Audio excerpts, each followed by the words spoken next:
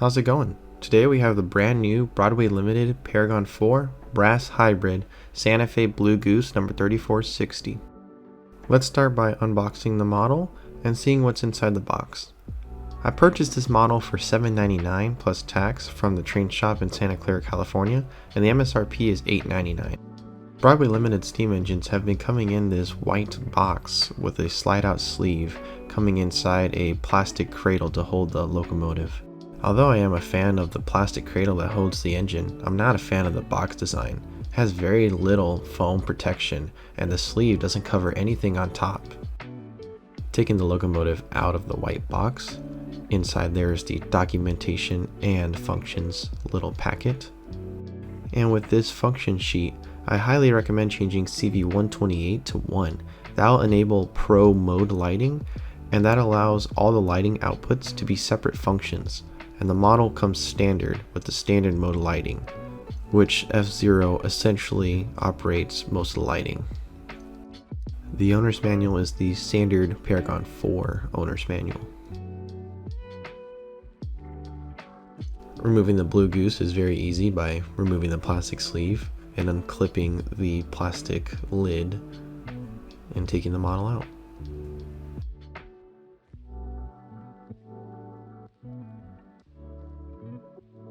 In the box includes a speed recorder separately applied detail, smoke fluid funnel, and a hex screwdriver for the side rods to replace the traction tires if needed, and spare traction tires.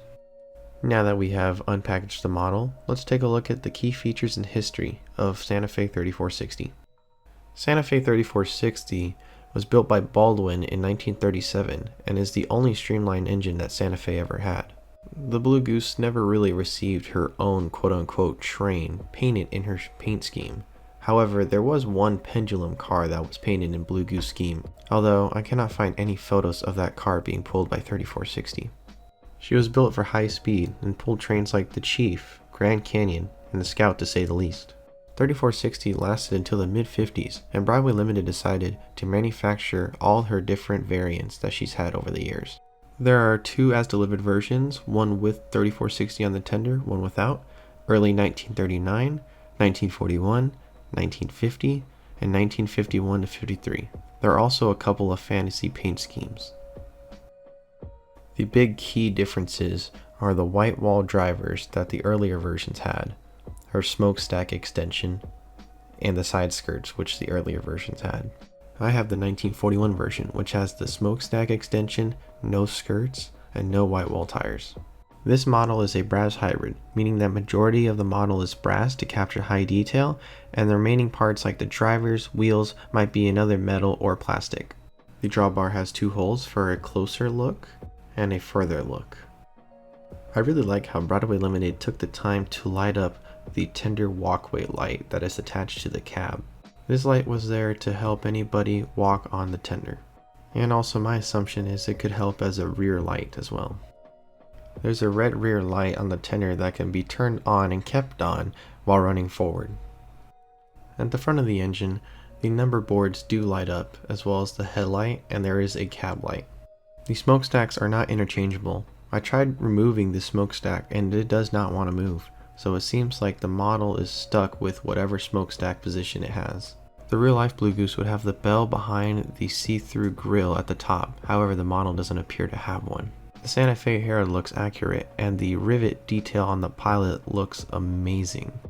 Great detail all around the model, and the cab hatches do not open and are stuck at the closed position.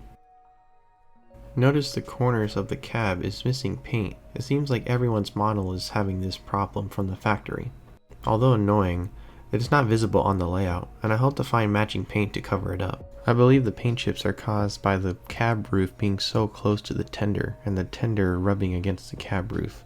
The model comes equipped with a traction tire on the rear driver, but does not come with a spare driver that does not have a traction tire.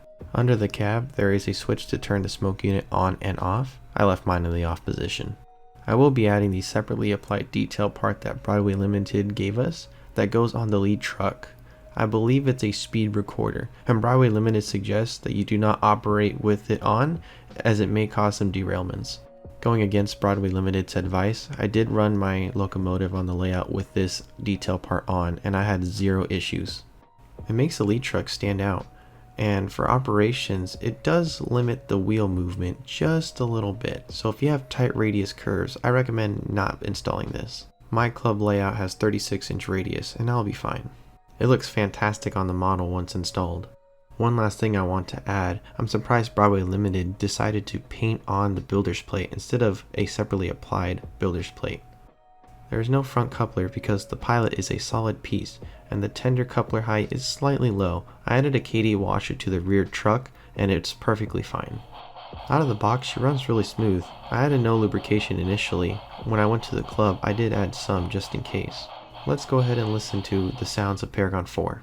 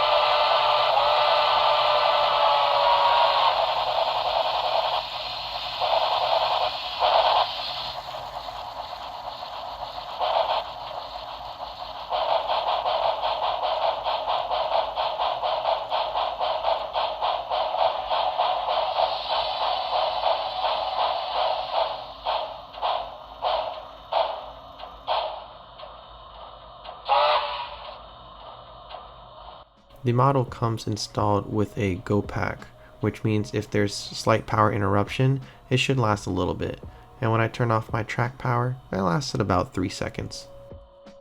I took the Blue Goose to my model train club in San Diego, California, so I can, well, stare at her.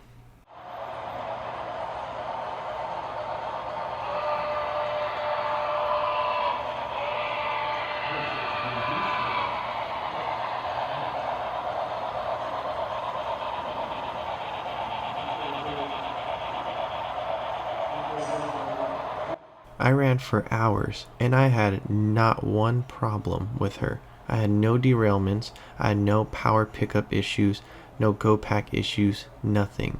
She ran absolutely flawlessly and I loved watching her run.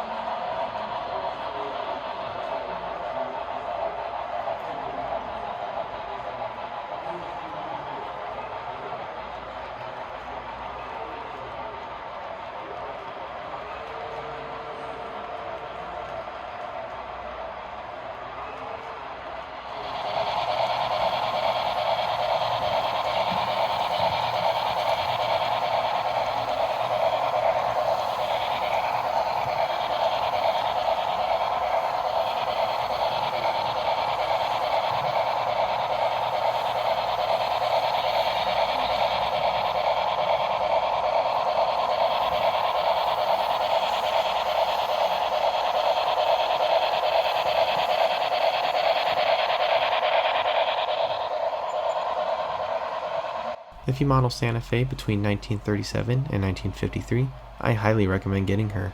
It's a must-have. I believe she's absolutely beautiful, she runs great, and has great pulling power. It's a must-have for any Santa Fe modeler. If you have any questions or comments, feedback, please leave them in the comments below. Until next time, I'll see you then. Take care.